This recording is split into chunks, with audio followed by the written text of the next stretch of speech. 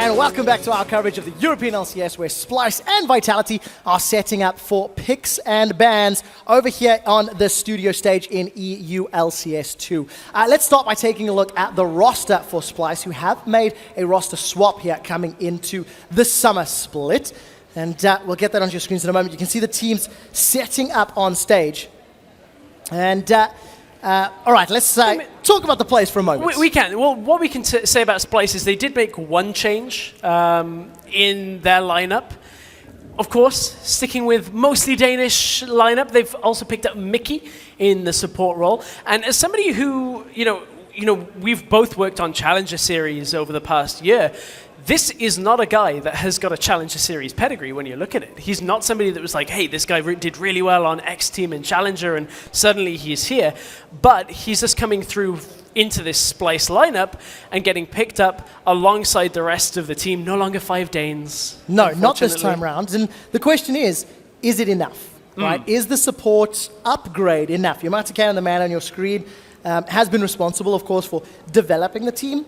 And something that we'd spoken a lot about throughout the course of the spring split was just how high was the ceiling of the Splyce squad. Had they hit that ceiling, early on? Because as a team, we kept hearing them saying they're trying these different things, but we never saw it pay off. We never saw it giving dividends, as it were, as the split played out. And to run you through the whole lineup, it's Wonderware, Trashy, Sankux and Cobby have remained. You'll know them from last split. As we said, Mickey coming in as the support. And again, their coach, you can see him on stage. It's Yamato Cannon. Exactly. So. All right, well, take a look at how well they can perform and how well the substitute change will work out. Sankux, of course, he had 1 or 2 big plays, but didn't really live up to the preseason hype. Right, and it's not only just Sankux as well. You can look at it and say that none of the players that we listed really stood out in their individual roles. Sure, sometimes we'd see like that quadra kill that came from Sankux, a big solo performance. But honestly, we didn't have any superstars coming from the lineup on Splyce, and that ultimately meant that unless the sum of their parts was greater than their opponents, which didn't happen very often, generally they weren't winning games. They did not prove to be Voltron, unfortunately, in the spring split. We'll find out if that case is going to be different here in summer. Let's take a look at their opponents today, because on the other side of the rift, we've seen a few more pre- or mid-season changes on the Vitality squad. They've got the returning top laner of Cabo Shard in the jungle, import Mighty Bear, Nuke Duck returning mid lane, imported Police in the AD carry role, replacing Hionit, and of course to support Kasing. The Kasing effect, something that is much talked about, and of course Sean's their coach. Let's talk about the swaps. Shook and Hionit out, Mighty Bear and Police in. What's your take on these two guys, and what do you expect? So when you look at these guys, you look at Mighty Bear, he's got a little bit of history when you look at some of the teams he's been on, Positive Energy and Newbie in the LSPL as well. On Police's side, he qualified for the NALCS with Apex, but is not obviously playing there. He's playing in EULCS right now. So both with some professional experience, but at the same time, when you look at playing at the highest league, neither of them have had a whole split to play. As we said, LSPL, the equivalent of Challenger down over in the Chinese region, and just barely getting into NALCS for Police. So no real stage experience in that respect. It's interesting to see the Challenger level team, Challenger level players that we're starting to see filter through. But there is a lot of hype for Mighty Bear in terms of not only the team and how they're branding him, but there's a lot of expectations on this guy from his solo queue performances. Some of the casters as well have kind of been scouting him and feel that he could show up. Let's talk about Mighty Bear in a moment, because I think Vitality as a whole kind of disappointed in the spring split. Right. And I'll be honest, I was one of the people that was talking big about Vitality right at the beginning of the split. Even before their first game, I was like, man, Vitality are going to be so good. They're mechanically great. Turns out that was kind of true, but also very underwhelming when we got to playoffs. They had a bit of a tough bracket, but also just a tough loss in the early rounds of playoffs as well. They were in a situation where it's just like, well, can they get away from it? Can they have enough of a series to win and get themselves to semis? And finishing in the 5th, 6th spot for them really was not a good start to their campaign in the LCS. Especially when you looked at how they lost those series. Right. Because they had an over-priority on Azir in terms of how they played around it and how their players made use of those champions. And, we're starting to see some of these players in terms of how they can perform in the regular split versus how they perform in the playoffs. And they are discrepancies that need to be addressed. So what are we expecting now with the addition of these new players? What do you think in terms of, play style? Will there be more aggression? What about communication? How much does this complicate things on a team that already, had some problems in the spring split? Well, the old adage for Vitality was shook camps for Cabo.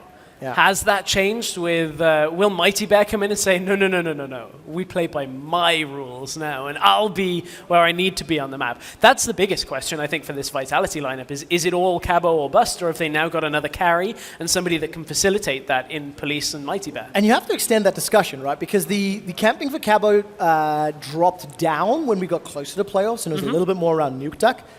Also because the meta moved away from the team. Right. As you got later and later into the spring split, the tanks became more prolific, which means Caboshot's impact became less prolific.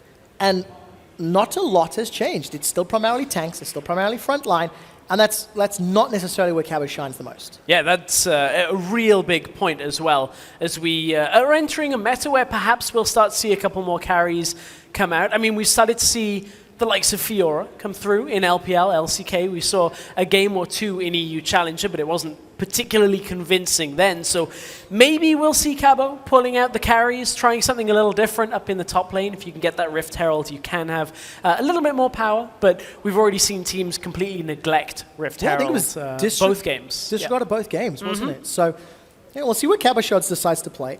So we've spoken a lot about now both of the teams side by side. Or individually is a better term. Let's compare them side by side. What are we expecting from Vitality, who, in theory, should still be the favorites in this matchup? In terms of, their individual players, you look at Wonderwear versus Cabo, Senkux versus Nukeduck, just in those roles alone, I feel Vitality has the edge. But what does a squad like Splyce have to do in order to counterbalance that? How do they get around it? I think the biggest thing for me and Splyce and how they, not only against Vitality, but against the other teams in Europe have to level up is just the understanding of how to play out their compositions a little better. We saw Splyce trying to play weird comps with the Quinn split push and just things that were far too difficult for them to do when they showed us that, hey, you give us a tank top laner and the ability to engage, sure, we can play out that kind of simple comp, but as soon as you add more complexities in poke comps, split push comps that take more due diligence of warding and the basics to really pull off. I want to see if Splyce have actually improved upon that. If they've now upped their warding game with a new support, if their coordination as a team is going to be better and their ability to play these different kind of compositions is actually, not slowed down as such, but they're not running before they can walk. I totally understand that. You have to nail the basics. You have to make sure that you're in the zone and focused. Speaking of being calm, it was hard to I know. Listen while we've got this really zen moment happening on screen. Actually, something that Yamato is quite famous for, trying to get the players in the right mindset, shaking off any of the nerves. I'm hearing from the guys on stage that the players will be ready for picks and bans in just a few minutes. They are starting to filter through into the lobby. Blue side for Splyce in game 1. We are on patch 6.10. All champions are enabled. We've already seen Swain 2 games in a row. We saw Nautilus top, left a lot to be desired. Yeah, I don't think we're going to see a whole lot more of that. No, we will not. There's better champs. The Super Tanks top, that's something Wonderwear does well. It is. And Splyce have shuffled a lot of the mid-game farm priority Wonderwear's way. And that's something that I'm personally not expecting to change because so much of the team is still the same. Yeah, I would agree, but the problem with that is when you look at getting farm onto top laners later on into the game, is he going to play a split push role? Is he going to play team fight? Because if he's trying to play a tank and team fight, then he's not going to really have too much of an opportunity to get that kind of farm. The later the game goes, he's going to be relied on to be with the team, and then maybe depending on, the teleport timings, the style of top lane on the opposition, it all kind of changes that balance about where you can put farm priority. Because if he's playing a Maokai, he can kind of afford to play that low economy style that we've seen from a lot of top laners. Or if he does go high econ and get all of the farm, he's going to be one tanky tree. Yeah, one tanky tree, if it gets through. Because it was banned in game 2, earlier today. But let's slide. And Gnar was the choice that we saw in H2K's hands, in Odawamne's hands. So let's go back to Vitality. We can see the guys on screen. 4 of 5 are now in the lobby. Cabo, what has he learned in the offseason? What has he taken away? You know, what will he find to work around these options in the top lane? Well, I still expect him to be prioritizing the likes of the Echo, the Poppy, those kind of champions that have the carry potential, but also build towards the tank route as well. We are seeing some very different champions come back into the meta as well. Series yesterday had a Rumble from the top lane. That was actually the one that had the Amumu in it as well. So we are seeing some sense of team fight come back into the meta as well from how high priority the Dragons can be. I really hope that happens. I want to see more There was Rumble. so much hype around Rumble going into MSI, and it never came true. It just made me so sad because it is such a fun champion to watch. And in terms of champions to watch, I'm taking a look at Mighty Bear's sort of most played. The Gragas, the Rek'Sai, the Nidalee are high up there. I'm not expecting the Gragas, but the likes of the Nidalee, the likes of the Rek'Sai, definitely champions of that priority. The music, ladies and gentlemen, means we're jumping into picks and bans. Let's find out what Mighty Bear as well as Police, the new guys on the block for Vitality, will get their hands on. Well, it won't be Trundle at this point, as that has been the first ban away from Splyce. So they don't want to allow Vitality to flex that Trundle on red side. And picks coming through, or bans coming through fairly quickly here. Yeah, no real surprises. These are all power picks that have flex potential and strong. The jungle pool is taking a hit. Now, this is actually what we'd expected coming into the day. Yeah. A little bit more of a priority on this Kindred, this Nidalee, and Graves as well. So that means Elise and Rek'Sai jump up very high in priority. Oh yeah, we may even see an Elise ban here. The reason I say ooh is Graves I've been anticipating people still playing, and we've saw it a couple of times in Challenger, but look at the LCK pick ban rates. Graves has fallen completely down, past Rek'Sai, past some of the other junglers that are in that second tier. So the fact that Splyce value Graves still fairly highly is now going to give Mighty Bear the option to go Elise or Rek'Sai, whichever one is available after Splyce are done here. All right, so Splyce locking the Lucian. Very good ADC, but hang on a second. Fizz banned away, taking that away from either Senkux or Wonderwear. That's not something that I was expecting, despite how frustrating Fizz can be to play against. We'll touch on that in a moment or two as Vitality, they can have their pick of the litter when it comes to that jungle pick. So we've started to see a little bit more Fizz. Some of it in the top lane, some of it in the mid lane as well. Has that carry potential. Of course, as always, so not for this game. Lucian, we spoke about how he's going to be high priority just in general. And I'm expecting that Rek'Sai to get locked in by Mighty Bear. Plus what? Plus, not Volibear. No. At this point, looking at it, they could go Echo, Rek'Sai. That's a big front line, plus a lot of crowd control. Well, they can go the safe routes. Maokai instead. So Hey, you could have substituted the word Echo for Maokai and had big front line with crowd control. Same kind of champion. Is still true. So, Rek'Sai, why, oh why do people think the Queen of the Xerxai is coming back? Well, I can tell you that. As long as you don't get too heavily pressured in the early game, you build tank, you get in there with the crowd control, get the knockups, and you don't suffer too much when a lot of the top tier junglers are banned. The Kindred is gone, the Nidalee is gone, don't need to worry about that. The rest of the matchups for Rek'Sai are fine. And of course, opting into that Rek'Sai over the likes of Elise, which is what I was expecting to see a little more of today. But we are only in the third game of the day. Second series. Splyce have already locked that Echo in, so Wonderwear is going to have a comfortable pick up top. Alternatively, it could go AP Echo middle, but not expecting that. From here, Vitality can look to go for Sivir plus whatever support they want and leave their mid laner until last. Trashy picking up the Gragas, opting for some disengage. This is teamfight focus from both teams already. Nobody is holding their cards particularly close to their chest, and in this scenario, you have to look at it and say, hey, Lissandra is available in this, as is Victor. That could very easily be the 1-2 punch. Azir is up, I believe, for the first time of the day as well here over on EULCS2. But it burned Vitality the last time they opted to lock that in. Something tells me Nuke Duck's like, guys, I really don't think we should pick this Azir. Well, we'll find out if he does decide into it. So, of course, that Gragas, I'm just going to say it, despite it probably going in the jungle. We've seen the Gragas top a couple times. Was pulled up towards the end of the spring split. Yeah, is you're when right. I am referencing it specifically. And Echo can go mid. We have seen that recently as well. So, just saying, there is the opportunity there. For Vitality, they're going to try to figure it out, as they've got 3 seconds left before they have to lock in. And it is the oppressive bottom lane. Caitlyn Braum, there we go. Lights are no longer flashing. So, pretty much at this, we'll have to see whether he plays Officer Caitlyn or Sheriff Caitlyn, whichever it is. You got to RP it. If your name's Police, man, you gotta get that.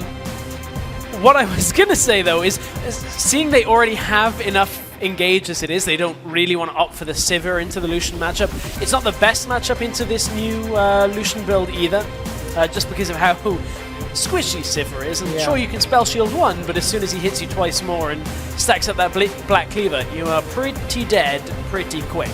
That's definitely not something anybody wants to do. No. Especially when you're one of the new players on the squad. That is Police, of course. So Splyce have got themselves 10 seconds before they confirm our suspicions of who goes where. Oh, hello. Vlad locked in. Trevor, we talked about team fight. Again, another team fight pickup in this game. Vlad, his E does insane amounts of burst damage right now. You get that channel up with, you put the Hemo Plague down, they get the amplified damage, channel up Tides of Blood, and pop people. Now, will we see something like a Lissandra come out from Nukeduck, or will he opt for something that maybe can scale alongside the Vlad? We've seen the Swain come out. There's a lot of options available here to Vitality. The Zillion Hover, by the way, something Kasing does every single time, despite the fact they actually have played a composition. And it can be viable. It could be. I just wondered to myself, the Azir could reset team fights, the Lissandra can lock somebody down long enough to kill them, alternatively protect yourself from that Hemo Plague. Something that Nukeduck has played multiple times. Instead, going to go the aggressive route.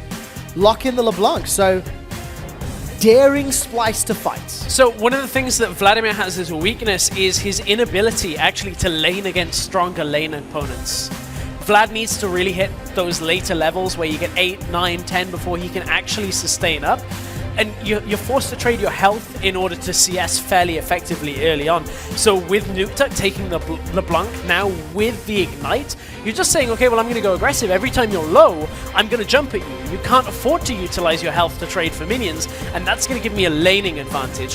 What Splyce will have in their advantage, however, right now is a double teleport setup, plus scaling coming out from their AP threat the later this game goes. A lot of AP, and then, of course, if Lucian goes that Shred build, slightly non-traditional AD, at least in terms of the big scene on the grand scheme of things. So Coach is stepping off stage there, Yamato Cannon and Shawns. I'm interested to see how Splyce handle this, because this double teleport composition with all the AP, with all the team fighting, it's going to put their running before they can walk theory to the test. How complex is it to pull off an Echo Vlad team fights? You guys at home going to let me know. Jump on Twitter, hashtag SpyWin or hashtag VITWin, whoever you think is going to pick up the first game in the series. Well, I mean, for the first game here for Mickey, he's got to play the Bard. We know how difficult that can be, so we'll see if he can cope with it. For the side of Vitality, they've added Caitlyn and Rek'Sai as their newly added players, champions at this point, so we'll see how that goes as well. Rek'Sai building tanky with the Maokai building tanky is going to be problematic, perhaps, for Cobby on the other side with this Lucian, but if you can get enough of a lead, we just saw H2K do this into a tank and be able to destroy it. The only thing I do fear, and I use this term very, very loosely on the Vitality side, is the amount of damage Maokai will put out versus the amount of damage that the Echo can put out. I think the bases are quite different. So if Vitality ever falls slightly behind, there can be a part where Echo can avoid LeBlanc burst, the pools of blood from Senkax, he can avoid the burst from LeBlanc as well. So there are options here for Vitality. That is fair. When you look at the isolated matchup, though, it's kind of evened out to be a fairly neutralized lane between Echo and Maokai. It used to be that Echo would dominate, and then kind of Maokai's realized, okay, they just have to build a little bit of magic resist in their kit, and they're okay from that. So generally, it kind of is an even lane. You know, we talked about would Kawashad bring out more tanks. It's not really the answer we were looking for in game one, but I like the composition that Vitality are looking to run. Yes, and let's see how Cabo handles this Maokai. Obviously, as you guys can see, there is a pause in game. We are just restarting one of the clients as we get the guys back into it. And then we will jump up onto this one. Gives you some time to vote on Twitter. And also let us know if you think Vitality or Splyce are one of those teams that have won or lost the off-season. Of course, Mikey, the support change for Splyce. Game one of the series here on EULCS2 between Vitality and Splyce. I'm embarrassed to admit I'm looking at the Officer Caitlyn skin. Yes! That police is running. So happy. I had fun with Freeze, so I'm not going to do it with this one. I'm not going to do it. I am, but I'm just going to try not to tread. It's a long season, and I'll save some of the police puns for later in the split. Just don't save them too far for playoffs, because last time that wouldn't have paid off too well on this side. But I think Vitality this time will take that. Yeah, I'm sorry. That's a little close to the line. Spit in the face of the law apparently at that side, but. For Vitality, they've rebuilt. They're looking to play, seemingly a little bit more of an aggressive game, I would imagine, with this kind of setup where they want Nukeduck to carry fairly hard. Cabochard's looking for those engages. They got the Rek'Sai there as well, looking to get in the mix of things. So they're relying on Police for the late game. Will they need that from him? Will they need to get there, is the question. Yes, that is the question. And the current lane assignments somewhat imply the lane swap will be happening. So let's see how practiced both of these teams are at your traditional summer split lane swap. But what I do like from the Vitality team composition is it's relatively simplified. Cabochard and Mighty Bear just stay on the front line, protect and peel for police, buy as much time as you can, and let Nukeduck find opportunities. Let Nukeduck look for poke and look for engages. So, it simplifies the communication and the objective. Trash and Wonder, we're going to be trading back and forth. Yes, has been picked up here by Trash. You can see he gets some damage down, but it's going to be enough to zone and force Trash away. But Police also took the small one from that bot lane trade, so it does make it a little bit trickier as Kasing got himself into the mix as well. So Vitality with the disruption on the Krug start. Now Wonder takes a bunch of damage, but Wonder did manage to cut the wave. So this is actually pushed in at a really odd and awkward time for Vitality, because it means the second wave is actually just only the 6 minions. It's not the big wave that Splyce are looking to stack up into the top side that gives them that extra time to damage the tower. So now, TP coming out again. This is something we've seen commonly now. 3 games out of 3, top laners TP'd up there. Mid lane. Tides of blood from Senkox, but he comes off worse for wear in that trade. Signal of Malice plus the distortion. Nukeduck gets the advantage, and let's see just how much of a CS advantage Nukeduck can build, if any. And yeah, as you mentioned, Wonderwave keeping away from the lane setup, as it were. Gets himself some XP and will be able to pick up those last hits with spec on the top after tower. Yeah, Mighty Bear is going to do his jungle steal impression. As always, on the strong side, look to take out the red buff from there, and you probably see it swapped out by Splyce at the same time. Although, looking at how fast Splyce have pushed this, I actually don't think that jungle is going to be safe for Trashy to go out and get red buff on his own here. So either somebody's going to have to stick around and help him, or he's going to be down a buff. Tower actually falls with Splyce in the advantageous position, and Cobby and Mikey already making their way down bottom, so they'll be able to catch this wave just a little earlier.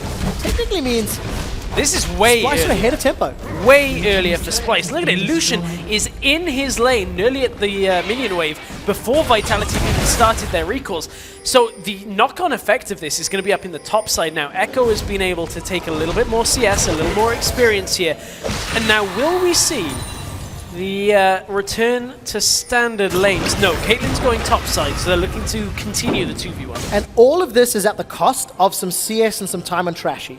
Because Police and Kasing, they try to invade, try to challenge, and cause some problems. Tides of Blood into Sanguine Pool means Senkox blocks some of that down. The problem is, Nukeduck didn't take the damage, because so Tides of Blood is kind of annoying. If there's a minion between you and Vlad, you actually don't take the damage from the channel, and then Senkox Pool, so burns through more of his health in that trade and actually ends up losing out. Nukeduck would have got the distortion to get damage down himself anyway, so he had to avoid it. Senkox knew it was kind of a bad trade as it was. Ends up meaning that Nukeduck is still in the lead. Still holding on to those 2 potions, whereas Senkox already burned through the consumables. Cobby and Mikey, they're already on that tower. So this early game, slowly leaning towards Splyce, just in terms of the tempo, just in terms of who can make the first move. Yep. But now you have to make the positive one. Now you have to continue to maintain that front foot advantage.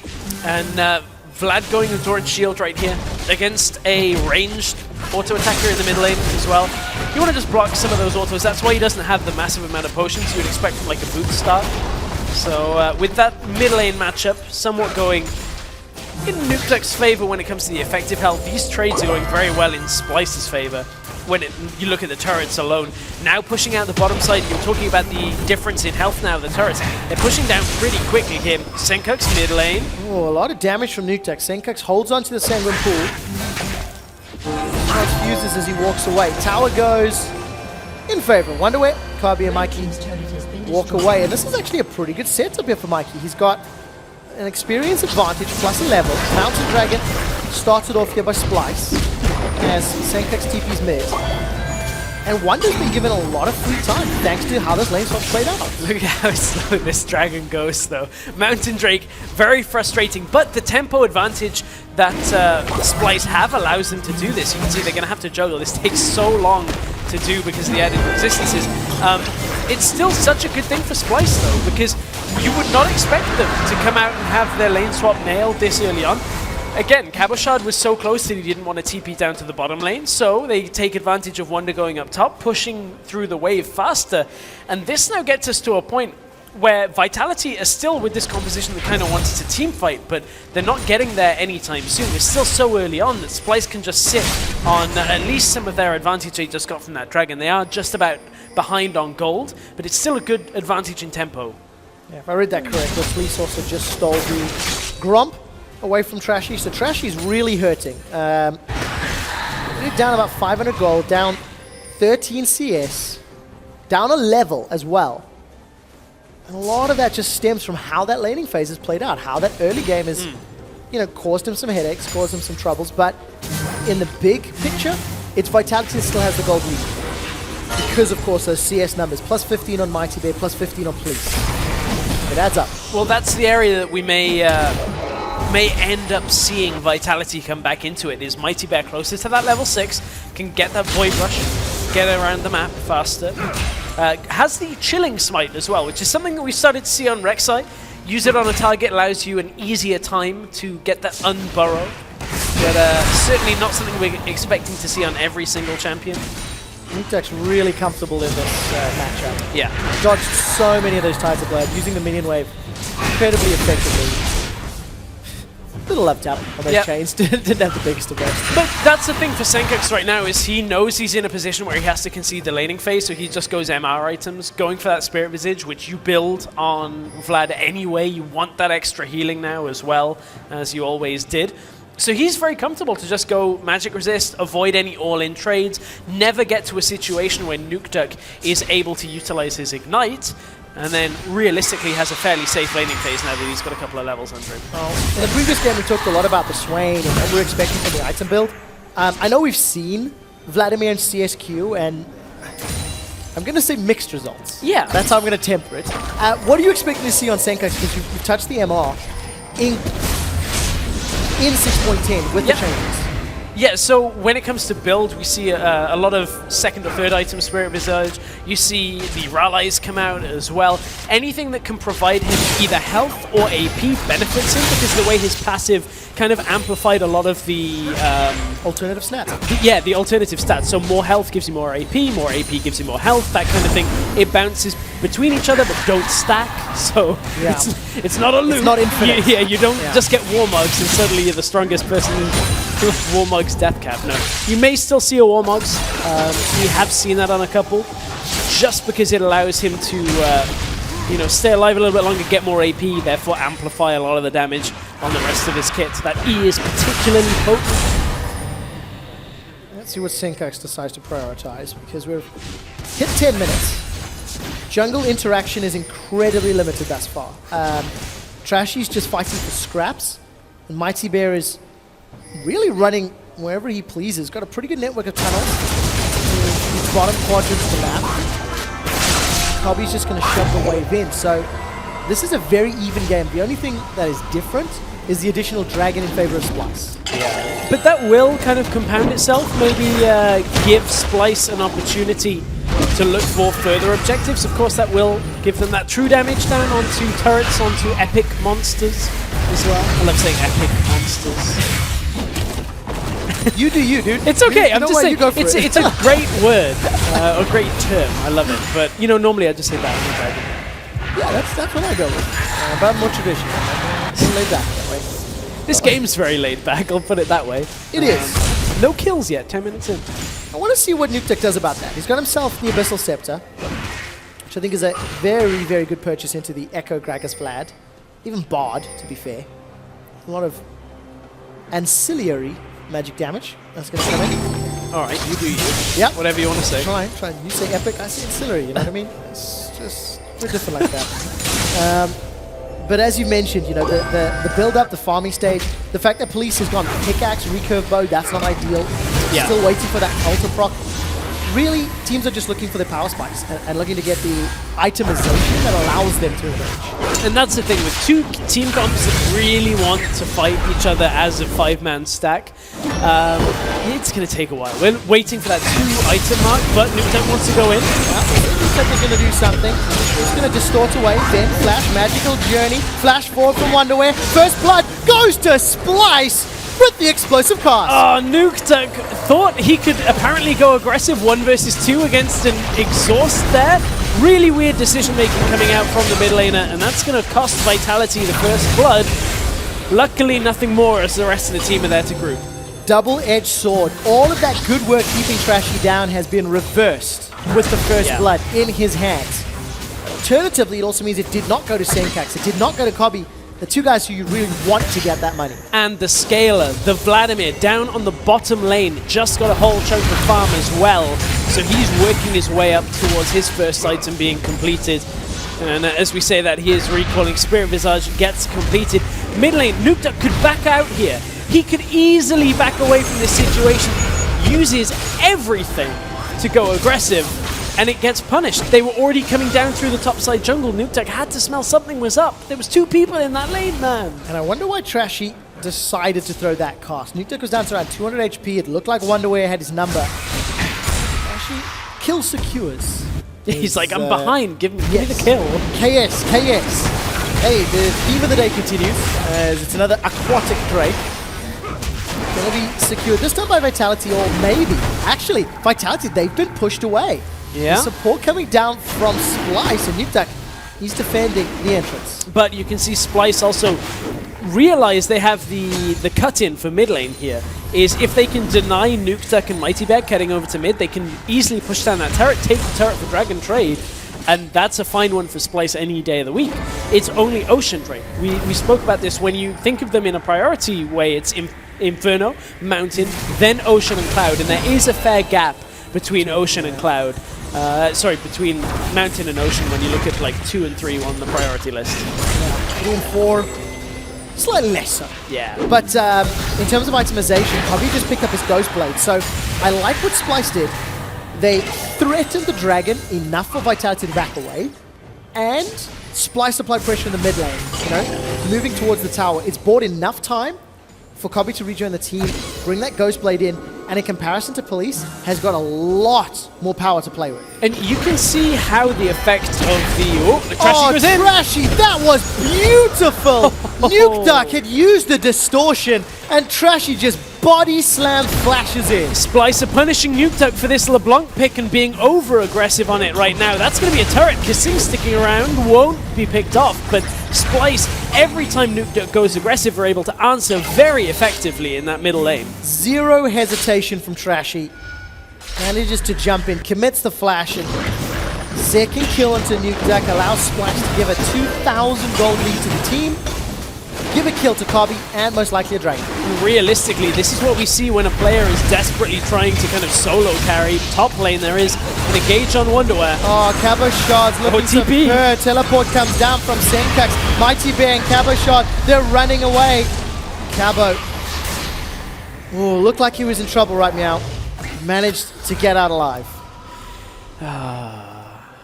Clawing away at those puns. I can't believe you, Trevor.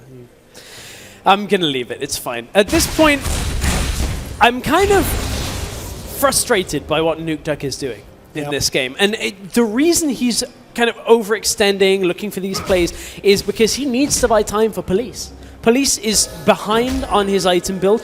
As you spoke about earlier, going pickaxe into the Hurricane is pretty Suboptimal. damning for Caitlyn, because now you've got this point where Caitlyn has to wait for 1,300 gold for the BF sword. Normally you want to go BF into the Hurricane. That is the best route that you can go. Vitality are being sneaky though. Tremor Sense is going to help out. Magical Journey allows Mikey to get away. At 15 minutes, it's 1,500 gold advantage to Splyce. Wonderwear is really far ahead of Cabo, plus 30 CS, plus a level as well.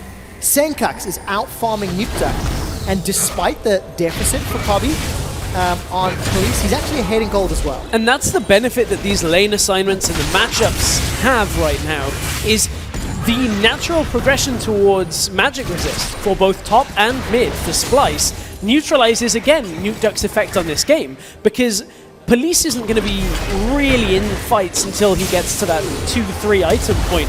So having the magic resist as Mikey fires off the Tempered Fate, got the flash from Police from it. Having that magic resist now really reduces what Nukeduck can do. And of course, this is a matchup that Vitality and Nukeduck opted into. Yeah. There was a last rotation LeBlanc into the Vladimir Echo. The Gragas, you know, is going to be very tanky regardless. Mighty Bear is going to be forced to manage to get that Fury Spike down onto the red buff. And I mentioned this right at the beginning of the game, and I think it's becoming even more apparent. If Nukeduck's damage is unable to kill targets, or if he's unable to find a squishy, all of the pressure is then on Police. Yeah. And in order for Police to do it, he needs his front line to survive. But Mighty Bear's falling behind the kills, and Cabo's falling behind a farm. And the fact of the matter is, Senkux on this Vlad is going to be doing very well against even the front line of Vitality. He can bypass most of it just by either pooling under after the Hemo play, get some of the damage and avoid the crowd control, or, you know, just kind of walk through. And he's a Vladimir. What are you going to do to try and stop him? He's going to take a while to kill. One of the drawbacks normally for a Vlad is that he has no self-crowd control. He has nothing to actually allow him to apply damage if his targets can just run away. You pair that with an Echo and a Bard, people that can lock people in place for you then to put down the Hemo play, get that Tides of Blood. That's where a Vladimir can be effective, and that's exactly the setup that Splyce have right here. It's relatively simple to follow as well. Relatively. It relies on Mikey and Wonderwave finding some of that CC, you know, actually, which is challenging. But for the time being, Splyce, very, very comfortable, holding on to their lead, pressing their advantage further. I think a big upgrade here in damage, BF Sword, as well as those Berserker's Greaves for Police. And now it's going to be up to him to find a way to get it down with those Hurricane Procs. Yeah, well, you can say for certain that time for that is not right now, but Vitality are going to push out in that middle lane. Police, you can see getting those headshot procs more often from that Hurricane. It's always nice to get a headshot in the middle of a fight. When you hear a trap go and you're like, headshot time, and you overstep and die because you step too far forward. Chasing the dream, as it were. Looking at the minimap, Police could be in trouble. Oh, that's a lot of trouble. Senkux with no flash, body slam connects. The barrel as well, and it's Mikey that secures that one. Taking a look at the wards, by the way. Splyce have got some pretty deep wards towards the back camps of Vitality Jungle. Splyce invested a flash body slam. What else do they get? Currently, the answer is nothing. But the thing is, they're also still getting control on their side lanes. Look at they have maintained a CS advantage, and here is why 90 caliber net is not reliable escape abilities when you look at it. It's so slow. If you don't have flash available, it's like, oh, I'm already dead. 90 caliber net is not going to be able to keep me alive. Just in general, that's one of the things that a lot of Caitlyn's kind of get baited into. Is like, I've got my escape. I'm like Ezreal. No, not really. It doesn't work that way. You're a lot slower than an Ezreal in that scenario. I also quite like seeing Trashy not try to thread in that additional auto attack. Yeah, it's something that we were so critical of. I know, Deficio yelled about it so much in Spring Split that that's all I look for now, is get the body slam into the barrel. Don't try to put that extra one in, because people can get away. So, Vitality, the first team here on EL. They're not going to do it in time. It's going to die. Oh, this is so sad. Mighty Bear's lost all of his health, and Baron's going to... So close! Started that one late. And that is a very good analogy of this game. Just a little bit wrong, a little bit executed. You know, this whole situation with Cobby being in a better position, with Wonderwear being in a better position, somewhat started by Police and Kasing invading and delaying Trashy. Yeah. You know, it allowed Vitality to get the tempo on the towers, and it allowed them to get into a position where they could find kills. But the thing is, then Splyce utilized their TP to get Wonder up to the top lane faster than Cabo could, and of course Echo's going to assist in that tower push better than a Maokai would in that scenario. You can clear the wave faster, has better damage on the turret as well. So, we are in a situation where Splyce have a good lead when you think about some of the buffs they've picked up, some of the added towers they've got. The gold is in their advantage too. 20% additional damage to epic Mighty Bear. monsters. He is in trouble. Tempered Fate locks up 2, but Kasing's managed to fight the front line. Cabo doing what he can with the Maelstrom. Is forced to flash defensively. Stays alive. Chrono Break from Echo's thrown down, but it's in actual fact Cabo that's the first to fall. Mikey will get dropped down as the first kill for Vitality, and Splyce are split up. Wonderwear's looking for more. Timewinder gets blocked by the Unbreakable, and Kasing saves his teammate's life. But it's a 1 for 2 in favor of Splyce. Yeah, Splyce still come out ahead from that. A couple of traps have gone down, but it is not enough from Police to deter this push from Splyce. They're going to be able to get a turret from that fight as well. And again, we are starting to see a team that you would imagine to not be favored in these best-of-2 matchups taking a good lead in Game 1. This is a mirror of exactly what happened in our first series. And the key thing to keep your eyes on here is look for Senkux, because this is what we're talking about. Even though he uses Hemoplague down here to amplify the damage on just the Maokai, look at where he runs. As Maokai comes up, Senkux goes right into the backline, flashes onto Police, forces him to draw all of the damage down, and that distracts the Braum, the Caitlyn, and allows the rest of Splyce to come through the bottom side of the fight. And even though it was messy, still take an advantage for themselves. And I really like Cobby's positioning. Jumps into the river to avoid damage, dashes over the wall once the cooldown comes back up, keeping himself at arm's reach of danger. Splyce now have to prove the true test. They've taken advantage of Vitality's decision-making, punished Nukeduck's bravado, but now they need to push this advantage further. This is where H2K faltered earlier today. It is where they faltered, and honestly, when you look at Splyce as a team, perhaps where they faltered previously is, Cobby went through games pretty much overlooked. As a player, there were very few standout games where we were like, well, Cobby is holding his own against some of the best AD carries we've got here. Forgiven, in an interview we did with him on the analyst desk right at the end of the last split, actually said, though, that he felt Cobby was one of the players he actually held in some sense of high regard for how he played. So I'm interested now to see how Cobby can do this split. And how he can grow, yeah. If he's grown in the off-season and is coming back as a player that we maybe can look for Splyce to rely on, maybe that's the setup that they need here. And you can't disregard the fact that he's got a new support. Yeah? We have seen AD carries and supports respectively become different beasts with a different duo. Yeah? Sometimes you can just have your strengths amplified by a different player. And Mikey, for the time being, is doing pretty well. And that's an interesting story in this matchup, specifically when you look at the other side of the map. Hyanan and Kasing went hand in hand for over a year on H2K and then Vitality, and they were a very formidable bot lane, regarded by many as top 3, top 4 in Europe. And now we're going to have to see how Police and Kasing can kind of get that synergy up, the same kind of reliability where Kasing was able to just go elsewhere on the map, make plays, and everything would still be fine for Vitality. He was allowed the freedom to do so. Exactly. He wasn't locked in bot lane jail with, with his AD carry. No, he was not. Although the Police luckily do have access to the keys if they want to unlock him this time around. Obviously, as you guys can see, there is a brief pause. As soon as I find out what it is, I'll let you know. And it is ironically Kasing who might be asking for those keys. Yeah, I was going to say, handcuffs are too tight at this point. Well. But it's a good spot because we've got a bit lost in our diatribes and our stories at the moment. We're 24 minutes into the game, and I was lied to. It's Cabashot that has the problem. I'll forgive you this time, production. But to get back on topic, 24 minutes in, yeah, Splyce have got 3 consecutive dragons, unchallenged. They're 4 towers to 2. They've got a 3,000 gold lead. Everything just looks very good for Splyce. I feel they've played the game very well. They've made limited mistakes, and even of the few that are there, they've not been as game impacting as, say, Nukeduck's mistakes or the lane swap, play outs.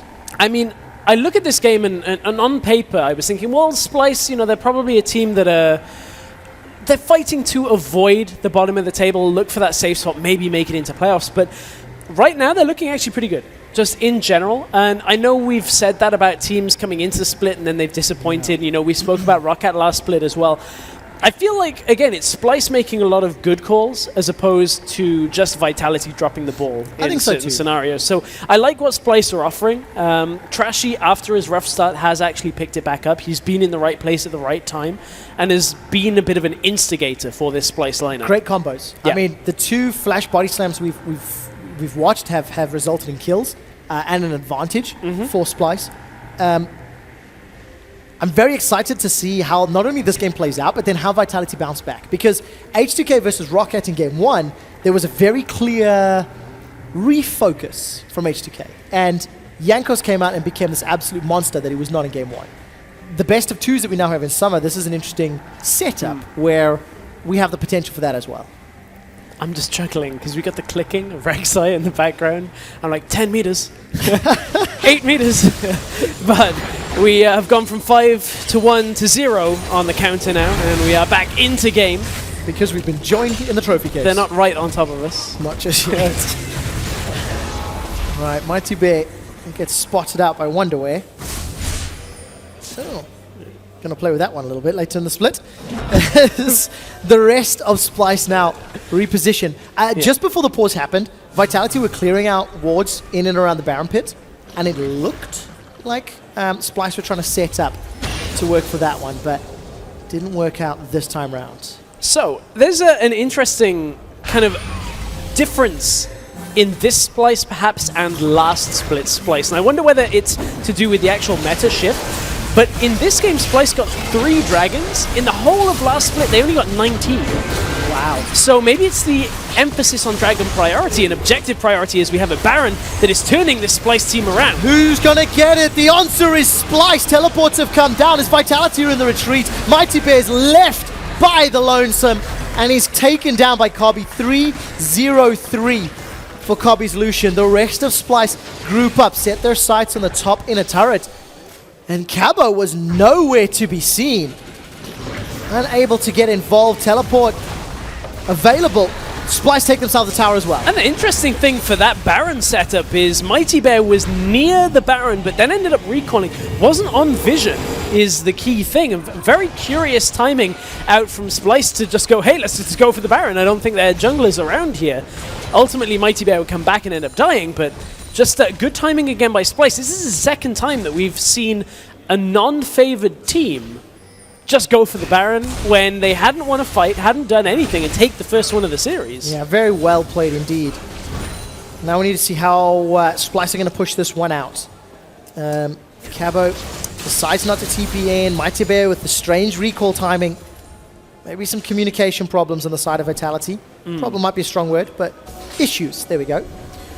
Well, without really knowing the insights, it's a bit damning to say that out loud. Mighty Bear might be damning himself. Is caught out. 3 members of Splyce running him down. The culling takes him out. Ooh. Turns the attention to Kasing. Cobby's not done. He's looking for police, and he sends him down for a triple kill. Welcome to the Rift, Cobby. We're not done yet. Cobby and Wonderware, they're inside the base, diving beyond the towers. So you want to see what Black Cleaver Lucian can do. You give him the chance to open up with those autos, with those spells. He will shred you down if he's got the lead. And Splyce looking for the inhibitor. They've got Baron-empowered minions and a lot of HP to work with. How confident are Splyce? 15 seconds. They're onto a Nexus turret. Nexus turret number 1 is down. Splyce might be doing this. They're onto the second Nexus turret. Cabo shot and Nuke Duck trying to save the day. Tempered Fate sends Cabo golden. Kasing throws out the Fisher. The Nexus, it's being focused They've got it. And Splyce have done it. They've won the first game against Vitality. Splyce are going to be happy about that win. The first one of the summer split goes their way. We talked about Dragon priority, and all it took was one catch on Mighty Bear, and then Kasing to allow those 2 Mountain Drakes plus the Baron buff that they already had. That's why Splyce were confident about going for the Baron, 2 Mountain Drakes, then they go into the turret push. Suddenly the base falls over, and Vitality have to now go to the break and wonder what they've got to do to even this series up. Very confident play out of Splyce. I liked how they handled the lane swap. I liked how they played around dragons. I just feel like they were in control of the game, and they maintained control. They didn't overstep, they didn't overreach, and that's not something that I'm actually used to seeing when I watch a Splyce team. It is only one game, it is the first of 2, but it is a very promising start to the summer split for a squad that failed to live up to expectations last split. Yeah, you have to look at how that game played out. Kind of started with a bit of a whimper. It was so slow for 10 minutes. We had nothing, really, from either team. There was the tower push, and Splyce managed to get themselves the advantage from the tower push. And then the game kind of was on Trashy's shoulders for a while. Those flash engages really helped Splyce get the ball rolling, per se, and get a couple of kills. And from there, suddenly they go Baron, they go bot lane, get a catch, end the game.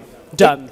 It's tough, right? Because you look at this game and you think, where did it go wrong? There's some very obvious individual mistakes on the side of Vitality, I feel that you can look at. Not teleporting to the Baron, Nukeduck maybe a little over-aggressive. Twice, you know, trying to wave clear. And there is somewhat, it feels like a little bit of a disregard maybe towards the Splyce roster, because those are the sorts of plays you don't actually anticipate from these kind of players. Yeah, I mean, that looked a little, I wouldn't want to kind of damn them by saying nervous, but certainly the way Vitality played was a little shaky. Yeah. Maybe not quite ready for a Splyce that were far more game than we saw in the spring split. I'm pretty impressed by what Splyce were doing here today. As was I. I'm looking forward to seeing how they handle themselves in picks and bans and how they adjust now that they go over to the red side. That first pick, Lucian, 6-0-3. I don't want to say it was game-changing because you can only do what you can do on Lucian when your team sets you up. Sure, but I mean, we spoke about Cubby not having those individual performances. I feel like this game, although it wasn't all on him, I still think it was a very solid game from him, and perhaps more than we saw in the spring split for him. Well, we'll find out what the analyst desk has to say about that game as they round it out. Thank you so much, guys. Well, Splyce coming out of the gates, swinging in their first game of the summer split and taking down Vitality in that game 1. Let's talk a little bit more about the picks and bans, as the casters alluded to as well.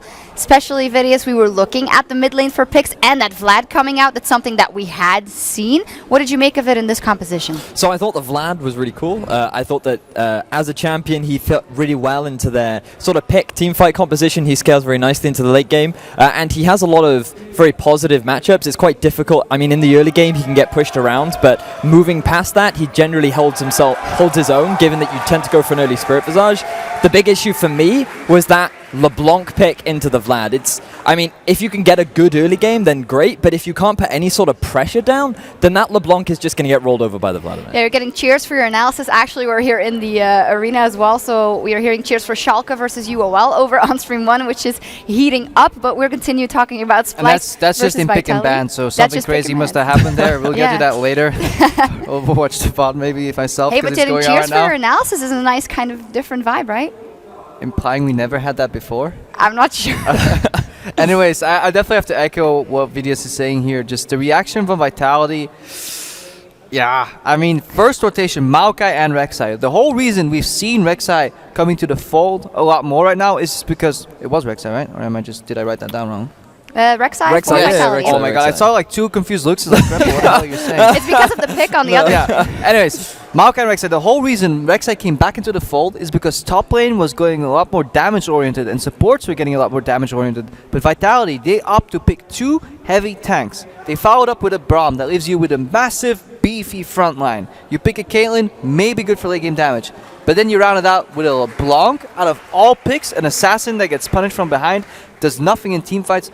Azir was open, Victor was open. This is a major drafting mistake from Vitality, and it got punished appropriately by Splyce.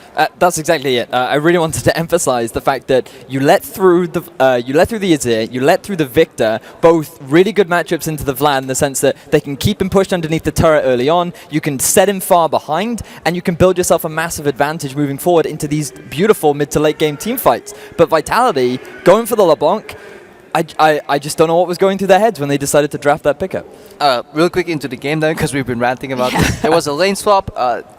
Tempo advantage came for Splyce. They then got a free dragon to boot. It was their first Mountain Drake out of 2 that they got eventually.